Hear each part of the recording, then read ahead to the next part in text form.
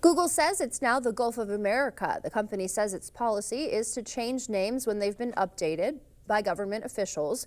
Trump changed the name through an executive order last month. Google Maps is now reflecting that change. Users in Mexico will still see the name Gulf of Mexico.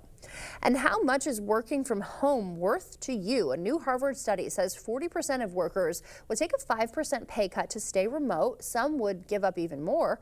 College grads and people who worked from home before COVID are most willing to trade their salary for that flexibility. But older workers and those in hands-on jobs say they'd rather keep the money.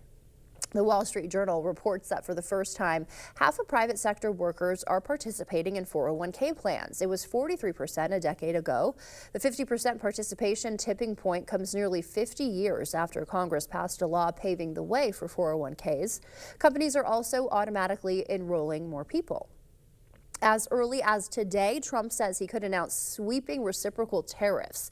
The idea is the U.S. would match tariffs a given country has on specific American goods. Experts say reciprocal tariffs could be broad enough to have a major impact on the U.S. and global economies. Amy Kiley reports. It's time to be reciprocal. President Donald Trump says he plans to formally announce reciprocal tariffs soon. If they charge us, we charge them. If they're at 25, we're at 25. Trump argues tariffs raise revenue, balance trade, and serve as leverage, although his opponents question some of that logic. Economists say the usual reason to impose tariffs is to help domestic producers. For instance, a business might pay 10% extra for American products to avoid paying 25% more on imports. Either way, the cost is higher, and many in corporate America oppose Trump's tariffs. Business people are going to be cautious, and clearly that has broader implications for the economy. Experts say companies are likely to pass on some of that added cost to consumers. Most mainstream economists say tariffs cause inflation. Some worry broad reciprocal ones could be a significant blow to the U.S. economy.